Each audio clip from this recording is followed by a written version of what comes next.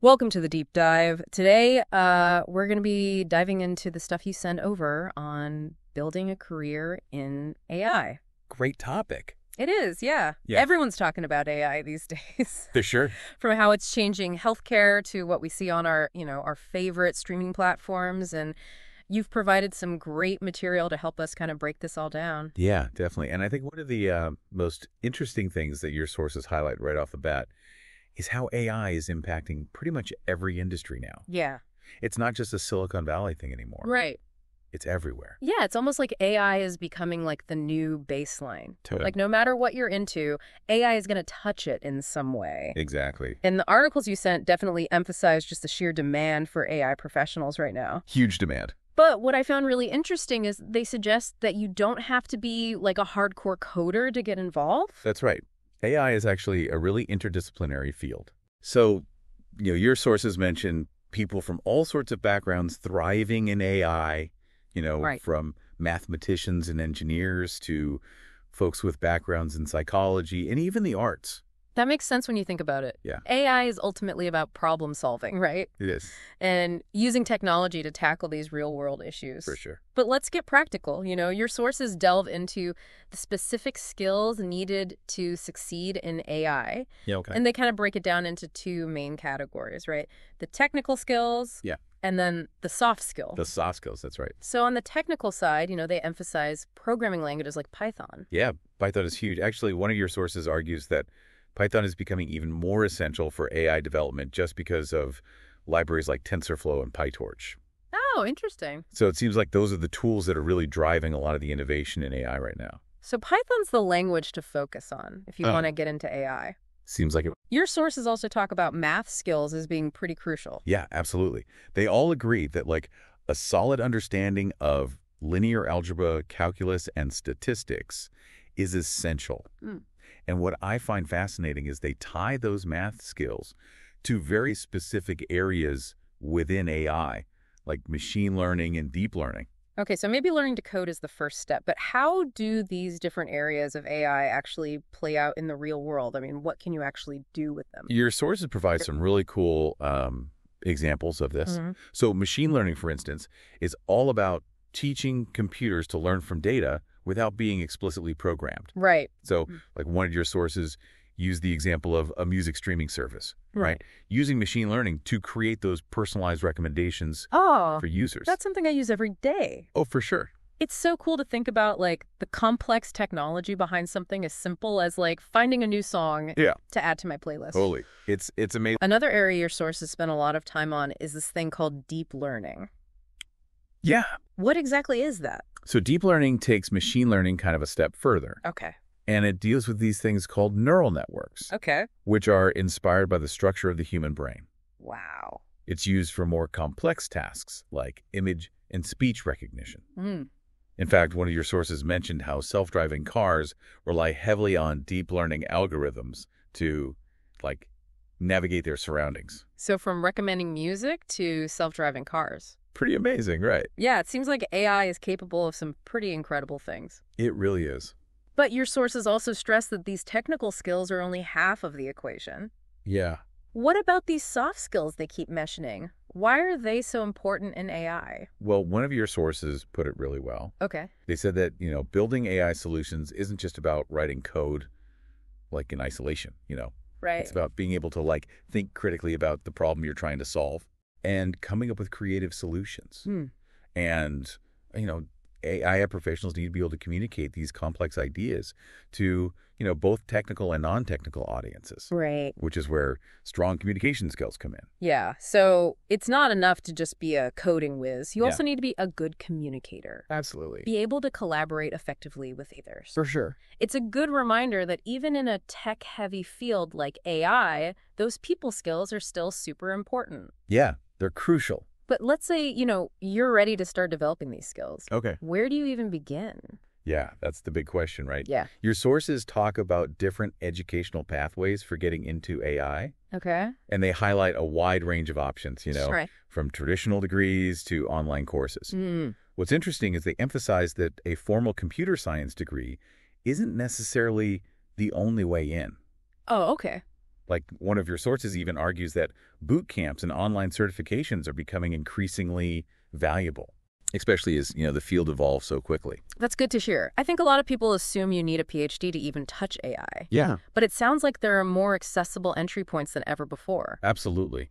Your sources mention some specific online platforms for learning AI, right? They do. Coursera and edX Okay. are highlighted as great resources for accessing, high-quality courses from top universities and companies. Mm-hmm.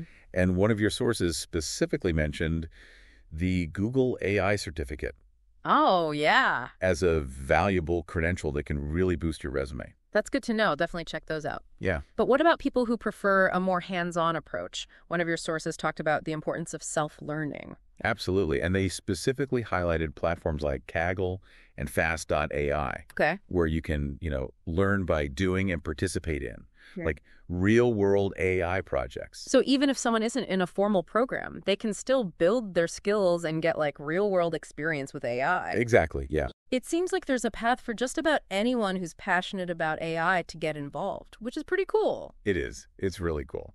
Speaking of practical experience, your sources also delve into how to transition from learning these skills to actually building a career in AI. Yeah. And they emphasize the importance of building a strong portfolio. Absolutely. Like, it's not enough to just say, AI. Right. You need to prove it. Right. You got to show it. Exactly. What are some of the ways your sources suggest people go about building their AI portfolio? Well, they recommend focusing on, tangible projects that showcase your skills, Okay. So one of your sources mentioned building a recommendation system, Mm-hmm. something that you could actually apply to your own website or blog. Oh, interesting. Or you could create, a chat bot that can understand natural language Okay. and use it to, automate tasks or provide customer support, something like that. Those are great ideas, and I love how they're all about applying AI to solve real problems. It's not just about theoretical knowledge, it's about building something tangible Right. that demonstrates your skills. Exactly. Your sources also talk about internships as a great way to gain practical experience That's and build your network. Internships are the classic way to get your foot in the door. Totally. But what about people who aren't in a position to do a full-time internship? Your sources mention a few other interesting options for gaining experience, right? They do. So participating in AI competitions on platforms like Kaggle or Topcoder Oh, cool. is a great way to test your skills against others Right. and potentially, gain some recognition. Okay. And some of your sources even suggested exploring freelance work Oh, interesting. as a way to, gain experience while getting paid. That's a really good point. There are probably tons of businesses that need help with things like data analysis Yeah. or basic AI implementation. For sure. And that could be a great way to build a portfolio and make some money along the way. Absolutely. And let's not forget the importance of networking. Yes, always. Your sources highlight the value of attending AI conferences and joining online communities where you can connect with other professionals, Right. learn about new opportunities and even find mentors. Yeah, networking is key in any field, but it seems especially important in a field like AI Yeah, that's evolving so rapidly. it is. Yeah. So you've got your skills, Okay. you've built a portfolio, Yeah. you're networking like crazy. Okay. What's next? How do you actually go about landing a job in AI? Well, your sources have some good advice for that too. They recommend focusing on entry-level roles, Okay. like AI analyst, data scientist, or machine learning engineer. Makes sense. You got to start somewhere. Yeah, exactly. And they point to platforms like LinkedIn and Glassdoor. Right. It's great places to start your job search. That makes sense, starting somewhere and building from there. Yeah. But Yeah. with so much competition in the AI job market, how can you make your application stand out? Well, your sources emphasize the importance of highlighting, your practical experience Right. and showcasing the projects you've worked on in your portfolio. Right. Show, don't tell. Right. Yeah. They also suggest, tailoring your resume and cover letter to the specific requirements of each job you apply for. That's a great tip. It's easy to fall into the trap of just sending out generic applications. Yeah, definitely.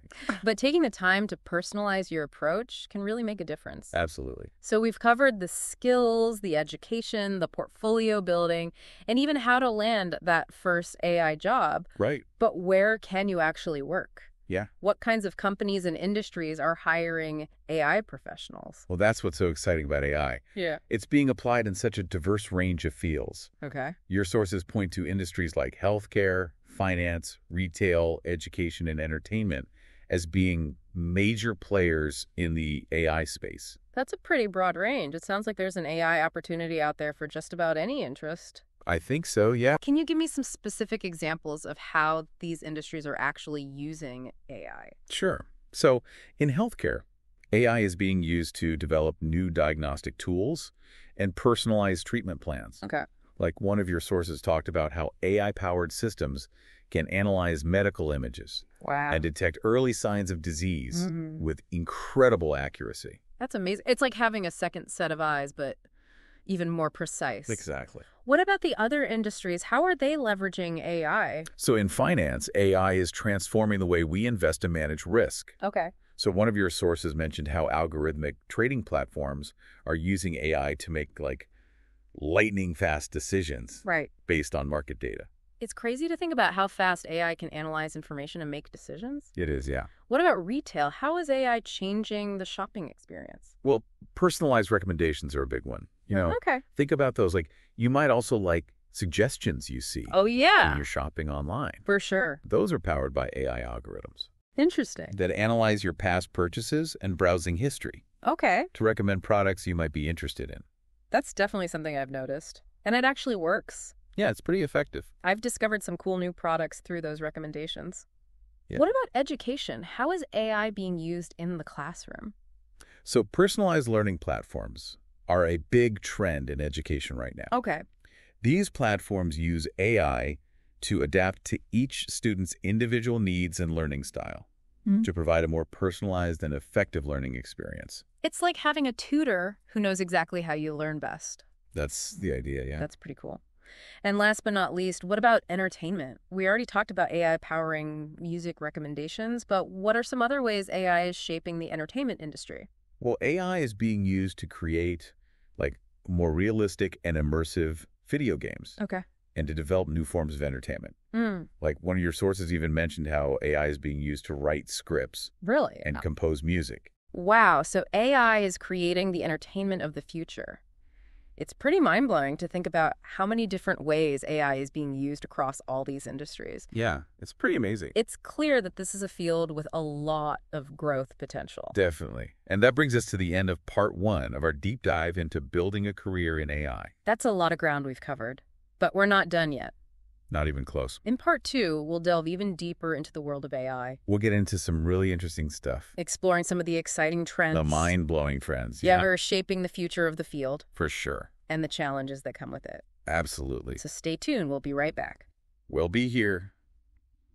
Welcome back to the Deep Dive. In part 1, we kind of laid the groundwork for building a career in AI, covering, these essential skills, educational pathways, and some practical strategies to get started. Now, in part 2, we're going to take things to the next level and explore some of the most exciting and, frankly, mind-blowing trends shaping the future of AI. I'm ready to have my mind blown. So what's on the horizon? What are the trends that are going to, redefine the AI landscape in the coming years? Well, one trend that your sources really emphasize is the rise of what they call generative AI. Okay.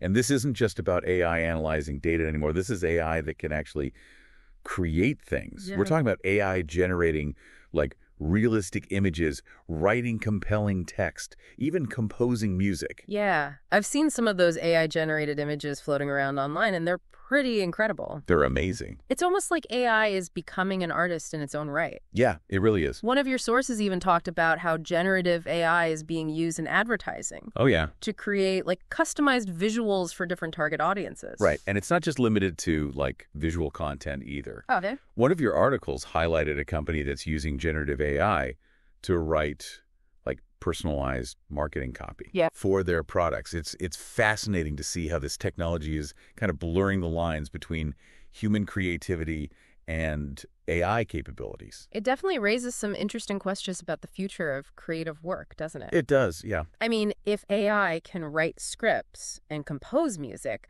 what does that mean for writers and musicians? It's a valid concern and one that your sources acknowledge. Okay. But they also point out that, like, throughout history, new technologies have often led to the evolution of creative fields rather than their extinction. Right. Think about the invention of the camera. Okay. It didn't replace painters. It simply changed the way art was created and consumed. That's a good point. It's all about adapting and finding new ways to leverage these tools. Yeah. And who knows, maybe AI will even help us unlock new forms of creativity that we haven't even imagined yet.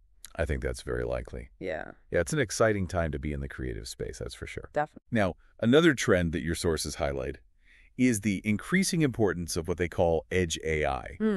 Have you come across that term in your reading? I have, but I'm still a bit fuzzy on what it actually means. Okay. What's the big deal with edge AI? So traditionally, AI processing has happened in the cloud, Okay. which means data needs to be sent to a central server for processing and then sent back to the device. Right.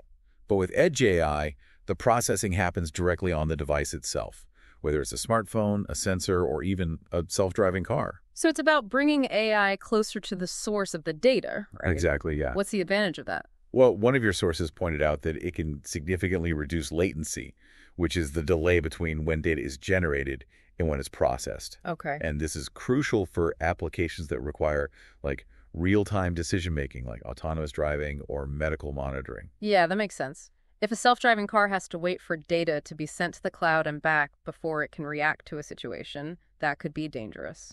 Exactly, yeah. But if the processing happens on the car itself, it can respond much faster. Right. And edge AI also has implications for privacy and security.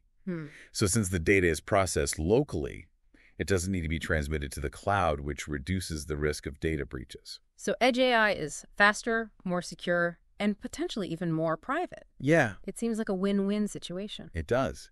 And your sources suggest that it's going to have a huge impact on a wide range of industries, from healthcare to manufacturing to transportation. Yeah, it's exciting to see how AI is not just becoming more powerful, but also more accessible Right. and integrated into our everyday lives. Yeah, absolutely. Now, speaking of everyday lives, one of the things that your sources spend a lot of time discussing is the potential impact of AI on the workforce. Right. It's something that a lot of people are concerned about, and for good reason. Yeah, there's a lot of talk about AI taking over jobs Yeah, and leaving people unemployed. right. And it's a valid concern. How do your sources address this? Well, how do your sources address this concern? Well, they acknowledge that AI will undoubtedly automate certain tasks and roles, but they also emphasize that this doesn't necessarily mean mass unemployment. Okay. They argue that, throughout history, new technologies have always disrupted the workforce, right? Right. Creating new jobs while making others obsolete. It's like the classic example of the automobile replacing horse-drawn carriages. Exactly. It led to job losses in some areas, but it also created entirely new industries and opportunities. Absolutely. And your sources suggest that the same will be true for AI. Okay. They argue that AI will create new jobs in areas like AI development, data science, and AI ethics. So it's not about fearing AI, it's about preparing for the shift in the job market. I think that's a great way to put it. Yeah. What are some of the ways your sources suggest people can adapt and stay ahead of the curve? Well, one of the key recommendations is to focus on developing skills that are difficult for AI to replicate, such as critical thinking, creativity, and emotional intelligence. Right. Those are skills that are uniquely human, right? Exactly, yeah. It's reassuring to know that there are certain things that AI can't replace. Absolutely. And your sources also emphasize the importance of continuous learning. They suggest staying up to date on the latest AI advancements and developing new skills to meet the evolving demands of the job market. So it's all about being adaptable and embracing lifelong learning, which is a great mindset to have in any field, not just AI. It is, yeah. Now, as we wrap up part 2, I want to leave you with a thought-provoking question that one of your sources posed. It asked, what are the ethical implications of AI, and how can we ensure that AI is used for good? That's a big question, and one that we'll explore in more depth in part 3, so stay tuned. Welcome back to the Deep Dive. Yeah. We've covered so much ground already, from the practical skills and education pathways Yeah. to those mind-blowing trends like generative AI and edge AI. It's been a lot. And we even touched on how AI might impact the workforce, emphasizing the importance of adapting and continuously learning new skills. Absolutely, adapting is key. Exactly. And that leads us perfectly to this final part of our deep dive. Okay. You remember that question you left us with at the end of part 2? I do, yeah. The one about the ethical implications of AI. Right. And making sure that it's used for good. That's the big one. Let's unpack that a bit further. Okay, sounds good. One of your sources put it really well. Okay. They basically said that as AI becomes more powerful and integrated into our lives, it's crucial to think about the potential consequences. Absolutely. We have to think about the consequences. They specifically mentioned the importance of avoiding bias in AI algorithms. That's huge. That's a really important point. It is. AI systems are trained on data, right? Right. And if that data reflects existing biases in society, those biases can be amplified and lead to unfair outcomes. Absolutely. One of your articles gave a really good example of biased data being used to train an AI system for hiring decisions, which could potentially disadvantage certain groups of applicants. Yeah, that's a teams developing AI is so important. That makes sense. Different perspectives can help, identify and mitigate those potential biases in the data and in the algorithm. That's a good point. So it's not just about the technical aspects of AI, Right. It's also about the people behind it. The people, And making sure that they represent a wide range of viewpoints For sure. and experiences. That's really important. Your sources also emphasize the need for transparency in AI. Oh, interesting. As AI systems become more and more complex, They are getting complex. it can be difficult to understand how they're making decisions. Yeah, it can feel like a black box sometimes. And if we don't understand how those decisions are being made, it's hard to trust them. Right. Especially when it comes to important things like healthcare or finance. Totally. One of your sources used the analogy of a black box. You put data in, you get a decision out, but you have no idea what's happening inside. It's a mystery. They argued that we need to move away from this black box approach and develop AI systems that are more transparent Okay. and explainable. So we can understand how they work. And that's where the field of explainable AI comes in, Right. which several of your sources touched upon. Yeah, that's a hot topic right now. It's all about making AI more understandable to humans so we can trust its decisions and make sure it's being used responsibly. It makes sense. It seems like a crucial area for future research and development. Definitely. After all, AI can only reach its full potential if people trust it. Exactly. So we've talked about bias and transparency. What other ethical considerations did your sources bring up? Well, several of them talked about the importance of privacy and data security. Hey, that's a big word. As AI systems gather more and more data about us, it's crucial to make sure that this data is being handled responsibly and that individuals' privacy is being protected. That's a concern that comes up a lot in discussions about AI. It does. How to balance the potential benefits with the need to safeguard personal information. Right. It's a tough balance. One of your sources even suggested that individuals should have more control over their own data. Interesting. And how it's being used by AI systems. That's a good point. That ties into another ethical consideration that your sources mentioned, accountability. Oh, right. Accountability. Who is responsible when an AI system makes a mistake? Yeah, who's to blame? Or causes harm? It's a tricky one. Is it the developers, users, Yeah. or the AI itself? Wow. These are complex questions that society needs to grapple with as AI becomes more prevalent in our lives. It's definitely something we need to think about. It sounds like navigating the ethical landscape of AI is going to be just as important as mastering the technical aspects. I think so, yeah. Absolutely. And it's something that anyone pursuing a career in AI needs to be mindful of. For sure. Your sources emphasize that ethical consideration should be at the forefront of AI development and deployment. Not an afterthought. It's about ensuring that AI is used to benefit humanity, not to harm it. Exactly. Now, before we wrap up this whole deep dive, Okay. I want to circle back to something we talked about earlier. Okay. The importance of aligning your passion with the power of AI. That's so important. We've covered the skills, the education, the trends, and even the ethical challenges. A lot of information. But ultimately, building a successful and fulfilling career in AI is about using your knowledge and your skills to make a positive impact on the world. It's about making a difference. Think back to that question we posed earlier. Okay. If you could use AI to solve any problem, what would it be? Good question. What are you passionate about? Yeah, what are you passionate about? It could be anything. Right. Improving healthcare. Yeah. Tackling climate change. That's a big one. Making education more accessible. Important. Or promoting social justice. Yeah. All worthy causes. The possibilities are truly limitless. They are. And AI has the potential to revolutionize every one of these fields. Absolutely. So as you embark on your AI journey, remember this. Be bold. Be bold. Be curious. And never stop asking, what if? Love that. The future of AI isn't predetermined. It's being shaped right now by passionate individuals. Yeah. Like you, the listener. That's right. You have the power. And who knows? Maybe one day you'll be the one developing that groundbreaking AI solution that changes the world. That's the dream. We hope this deep dive has given you a solid foundation for building a career in AI. I guess. A career that's not just technically proficient, right, but also ethically grounded. Yeah. And driven by a desire to make a real difference. Couldn't have said it better myself. Remember, the future of AI is in your hands. Oh, you create. Until next time, happy diving.